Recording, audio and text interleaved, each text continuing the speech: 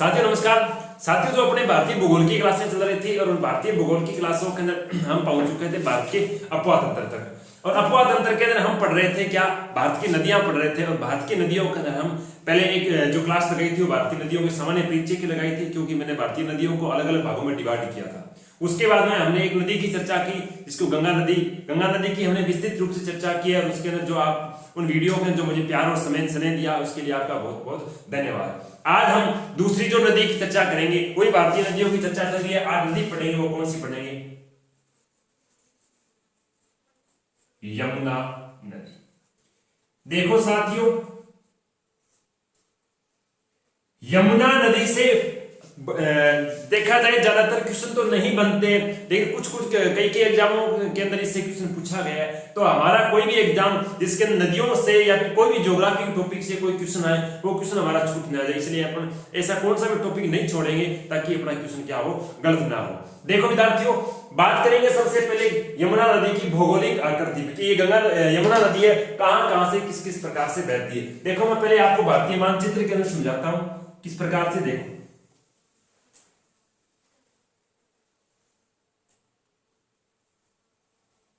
इसके अंदर देखोगे आप,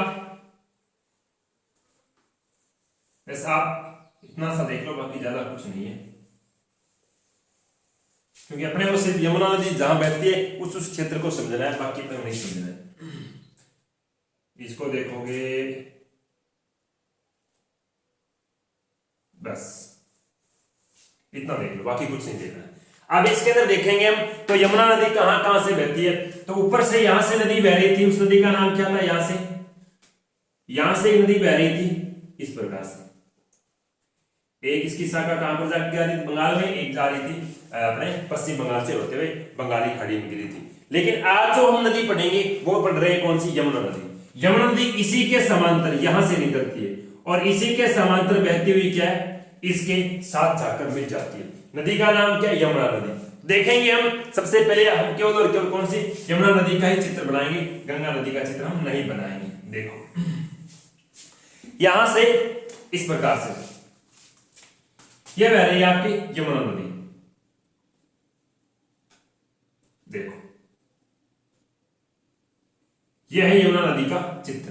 इस यमुना नदी के चित्र के अंदर या रेखा चित्र में आप देखोगे तो ये नदी कौन कौन से राज्य से बह रही है और कौन कौन से शहरों से स्पर्श करते हुए कौन सी गंगा नदी में गिर जाती है। तो सबसे पहले हम पता करेंगे क्या कि यमुना नदी के उद्गम की चर्चा करेंगे कि यमुना नदी कहां से निकलती है और किस राज्य से निकलती है, कौन सी पर्वतमाला से निकलती है, कौन सी चोटी से निकलती है। इस प्रकार की चर्चा करेंगे, क्यों मैंने आपको पिछली क्लास में बता चुका हूं कि नदियां हम किस प्रकार से पढ़ेंगे। नदियां पढ़ने का जो आपका तरीका रहता है वो क्या रहता है? सबसे पहले रहता है उद्गम स्थान को लेकर।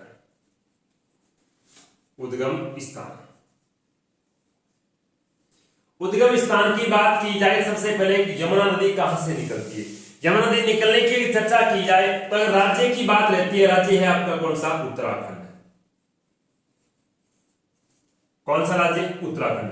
उत्तराखंड राज्य का जो जिला है, जिले का नाम क्या है? उत्तराखंड राज्य का जिला है, जिले का नाम है टिहरी गढ़वाल। इसके ऊपर मैं चर्चा कर चुका हूं पहले, क्योंकि गंगा नदी की जब पढ़ाई थी मैंने तो गंगा नदी के ऊपर एक बांध बनाया था। बांध का नाम क्या दिया था? टिहरी बांध। वो इसी टिहरी गढ़वाल जिले के अंदर बना हुआ है। तो कहने का ये नदी जो अपना यमुना नदी है वो कहां से निकलती है, किस जिले से निकलती है? टिहरी गढ़वाल जिले से। यहां पर एक पर्वत श्रृंखला है, क्या है? पर्वत श्रृंखला। पर्वत श्रृंखला की अगर बात की जाए कौन सी पर्वत श्रृंखला है, तो यहां पर पर्वत श्रृंखला का नाम है जिसे हम कहते हैं बंदरपुंछ। बंदरपुंछ श्रृंखला। कौन सी श्रृंखला है? बंदरपुंछ श्रृंखला। बंदरपुंछ श्रृंखला के ऊपर कहते हैं यहां पर एक हिमनद कह सकते हो, ग्लेशियर बना हुआ है। उस ग्लेशियर का नाम क्या है? यमुनोत्री। कौन सा ग्लेशियर है? यमुनोत्री ग्लेशियर। यमुनोत्री ग्लेशियर के पास में एक चोटी है, चोटी का नाम क्या है? सुमेर। कौन सी चोटी है? सुमेर। इस सुमेर चोटी यमुनोत्री ग्लेशियर बंदरपुर श्रृंखला और टिहरी गढ़वाल जिले के उत्तराखंड राज्य में इस स्थान से क्या निकलती है, यमुना नदी का उद्गम होता है। कहने का अगर राज्य के संदर्भ में पूछी जाए यमुना नदी कौन से राज्य से निकलती है, उत्तराखंड राज्य से। कौन से जिले से निकलती है, जिले का नाम क्या रहता है, गढ़वाल। हिमालय की कौन सी श्रेणी से निकलती है, श्रेणी का नाम क्या आता है, बंदरपुर श्रेणी। और अगर हम बात करें कि कौन सी चोटी से निकलती है, चोटी का नाम क्या है, सुमेर। सुमेर क्या है, दूसरा तो इसका यह भी नाम रहता है क्या, कालिंद। इस चोटी को क्या कहता है, कालिंद चोटी भी कहा जाता है। तो सुमेर की बजाय आप कुछ बार इसको कालिंद भी कह सकते हैं, कालिंद चोटी से निकलती है, क्योंकि सुमेर के पास भी छोटी चोटी है, उसका नाम क्या है, कालिंद चोटी। या फिर कौन सा ग्लेशियर, ग्लेशियर का नाम क्या है, यमुनोत्री ग्लेशियर। यहां से इस पर अपनी नदी का क्या होता है, उद्गम होता है। बात करते हैं उद्गम के बाद में क्या गुरुजी, इस नदी के विस्तार की। कहने का यह नदी भारतीय संदर्भ में कौन कौन से राज्यों के अंदर बहती है। हम केवल और किसके अंदर चर्चा करेंगे, भारत, क्योंकि विश्व के अंदर इसका विस्तार है ही नहीं कहीं, तो केवल और केवल इसका विस्तार कहां रहता है, भारत के अंदर। भारत के अंदर देखा जाए तो कहते हैं भारत के अंदर कितने किलोमीटर बहती है, 1376 किलोमीटर। भारत के अंदर कितने किलोमीटर इस नदी का विस्तार रहता है, 1376 किलोमीटर। 1376 कौन कौन से राज्य में बहती है, राज्य के संदर्भ में बात की जाए तो पहला आपका राज्य का नाम क्या है, उत्तराखंड, जिससे क्या निकली है, उत्तराखंड के बाद है, इसके बाद में नदी प्रवेश करती है किस राज्य के अंदर, हरियाणा के अंदर। हरियाणा के बाद में नदी प्रवेश करती है कौन से राज्य के अंदर, उत्तर प्रदेश के अंदर। कहने का कि ये 3 राज्यों के अंदर बहती है, पहला उत्तराखंड जिसको हम यूके कहते हैं, अच्छा मतलब हरियाणा और यूपी अगर तो हो गया उत्तर प्रदेश। 3 राज्यों के इस नदी का क्या रहता है, विस्तार रहता है। 3 राज्यों के नदी क्या करती है, बहती है। लेकिन कौन से, हरियाणा और उत्तर प्रदेश राज्य दोनों की कहते हैं यह नदी क्या बनाती है, सीमा का निर्माण भी करती है। कौन से राज्यों की सीमा का निर्माण करती है, यमुना नदी, तो हरियाणा और गुरुजी कौन से, उत्तर प्रदेश राज्य की सीमा का क्या करती है, निर्माण करती है। बात करते हैं इसके बाद में क्या सर, इसके बाद में चर्चा रहती है कि इस नदी के ऊपर कोई परियोजना योजनाएं लागू की गई है क्या। तो आप पहले इसका स्क्रीनशॉट ले लो, फिर मैं आगे की ओर बढ़ता हूं। देखो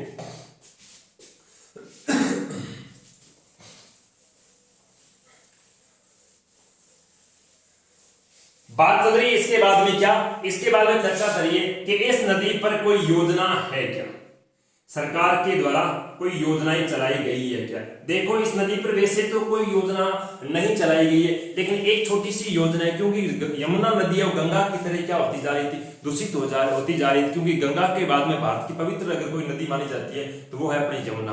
तो गंगा जिस तरह प्रकार से अशुद्ध हो रही थी, उसी प्रकार से कहते हैं यमुना के अंदर भी क्या अशुद्धता की मात्रा बढ़ रही थी।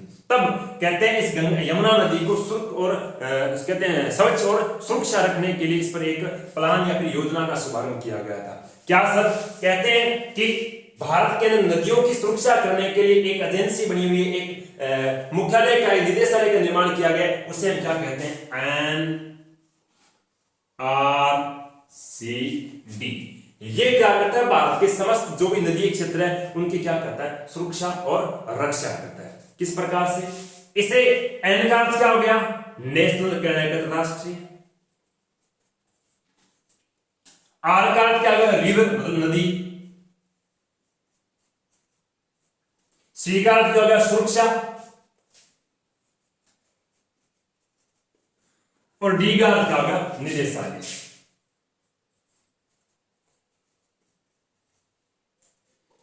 क्या कहा मैंने, राष्ट्रीय नदी सुरक्षा निदेशालय के द्वारा यमुना नदी को सुरक्षित और स्वच्छ रखने के लिए एक योजना शुरू की थी, उसे क्या कहा गया, YAP। क्या कहा गया, YAP। कहने का अर्थ क्या हो गया, यमुना एक्शन क्या कहते हैं, प्लान। क्या कहा मैंने, यमुना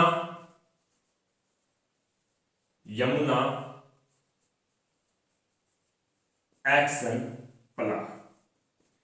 इसकी क्या की गई, शुरुआत की गई।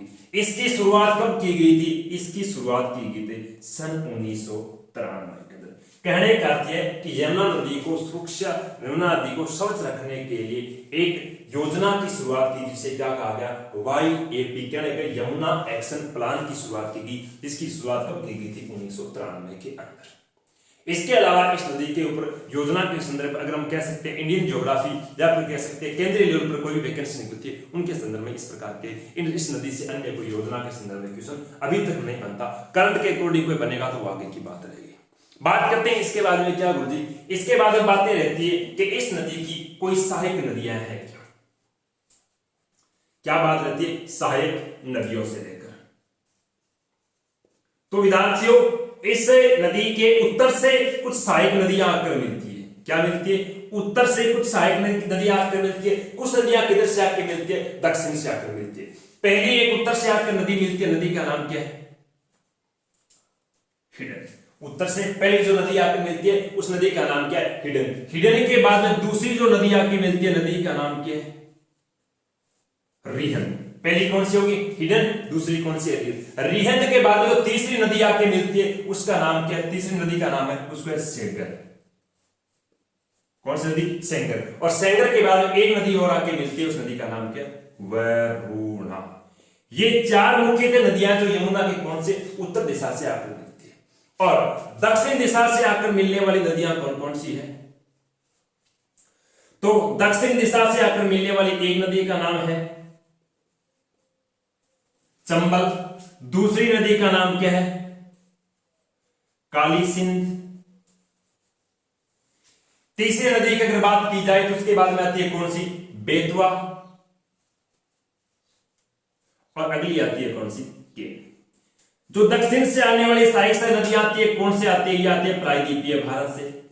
और उत्तर से नदी आती है वो सारी कहां से आती है, हिमालय से उद्गम होकर आती है।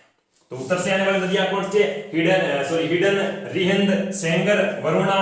दक्षिण से आने वाली चंबल, काली सिंध, बेतवा, केन। इस प्रकार की नदियां क्या है, दक्षिण से आकर किसके साथ मिलती है, हम कहते हैं यमुना के साथ आकर मिलती है।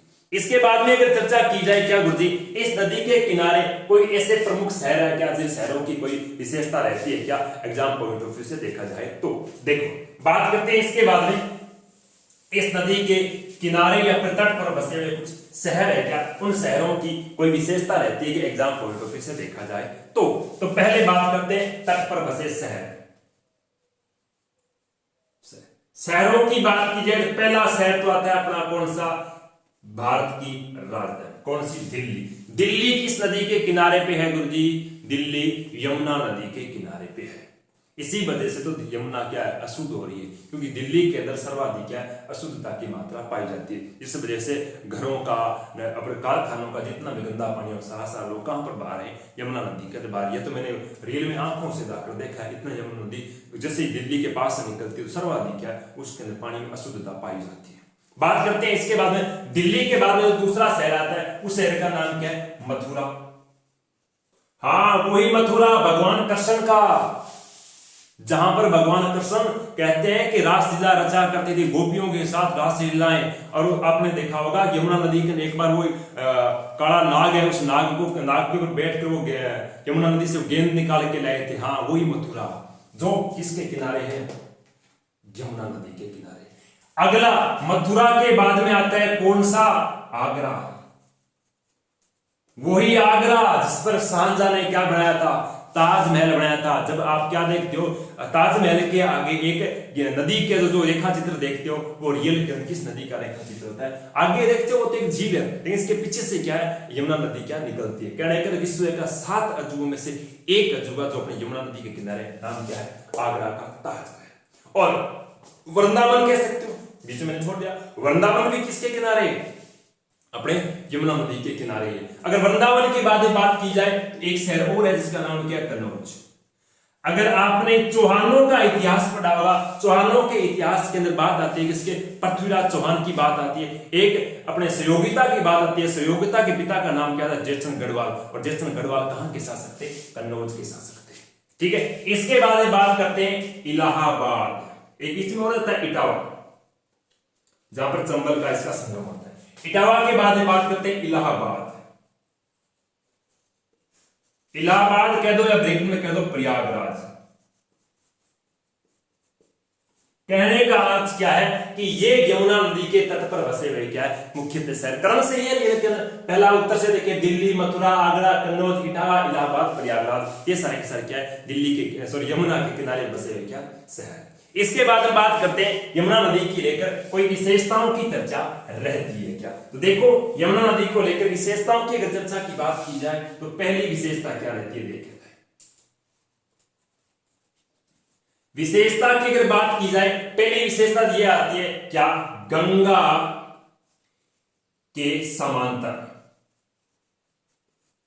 गंगा के समांतर बहने वाली भारत की या फिर गंगा की सबसे लंबी सहायक नदी कौन सी है, यमुना। गंगा के समांतर बहने वाली गंगा की सबसे लंबी सहायक नदी कौन सी है, यमुना। दूसरी बात की जाए क्या, गंगा की सबसे क्या गुरुजी प्राचीन सहायक नदी, गंगा की सबसे प्राचीन सहायक नदी कौन सी है, यमुना।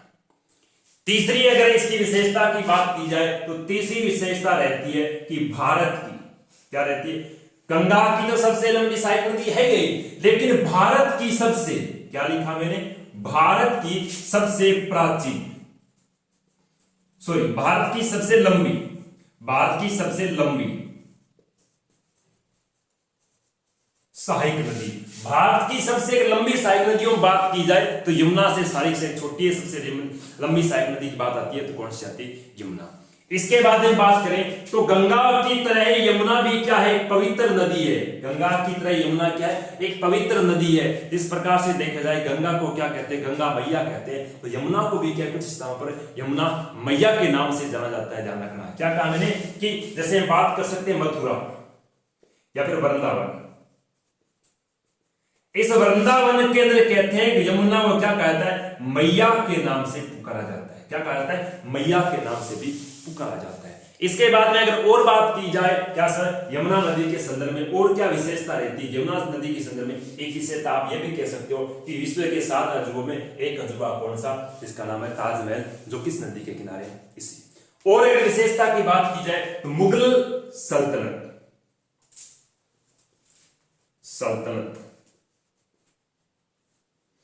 मुगल सल्तनत पूरा का पूरा बसा हुआ था, वो सारा का सारा किस नदी के किनारे बसा हुआ था। चाहे आप दिल्ली की बात की जाओ, चाहे आप आगरा की बात की जाओ, ये सारे के सारे कौन से थे, बुलंद दरवाजे, ये सारे के सारे किसके किनारे थे, हम कह सकते हैं यमुना नदी के किनारे। तो मुगल सारे के सारे कहां पर अपना डेरा डाल रखा था, उन्होंने यमुना नदी के किनारे पे डाल रखा था। इसके बाद में बात करते तो और अगर इसकी विशेषता की बात की जाए तो यमुना की सबसे लंबी सहायक नदी है, सहायक नदी का नाम क्या है, चंबल। क्या नाम है, चंबल। चंबल यमुना की सबसे लंबी सहायक नदी है, जिसकी लंबाई कितनी है, 966 किलोमीटर। और अगर इसकी विशेषता की बात की जाए, प्राचीन मान्यता के अनुसार कहा जाता है कि यमुना नदी का जो बहाव क्षेत्र था वो कहां से, उत्तराखंड, उत्तराखंड के बाद में कहां से, हरियाणा, और हरियाणा के बाद में कहते हैं ये बहा करती थी कहां पर, राजस्थान के अंदर से होते हुए किस स्थान पर, कहते हैं बीकानेर से होते हुए नदी कहां, अपने अरब सागर में या फिर सिंधु के साथ जाकर क्या करती, मिला करती थी। लेकिन धीरे धीरे क्या होती कि विलुप्त होती कि प्राचीन समय में कहते हैं ये कौन से, हम कहते हैं कि सरस्वती के पेटे पर बहा करती थी। अगर आपके सामने छोटा सा उदाहरण दूं तो आप कह सकते हो कि राजस्थान के नदी बहती जिसको क्या कहते हैं, अर्जुन की गंगा या फिर बाण गंगा के नाम से। ये नदी पहले किसकी सहायक हुआ करती, यमुना की सहायक हुआ करती थी, लेकिन वर्तमान में ये क्या धीरे धीरे क्या होती है, विलुप्त, क्योंकि यमुना नदी किसकी तरफ चलेगी, उत्तर की तरफ चलेगी। इस वजह से ये इस नदी के वो सहायक नदी आज नहीं है। अगर इसकी और विशेषता की बात की जाए तो एक विशेषता और हो सकती है क्या, प्राचीन समय में, क्या कहा मैंने, प्राचीन समय में भारत की सर्वाधिक,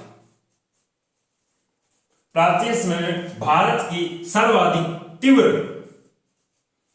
बहाव वाली नदी हुआ करती थी।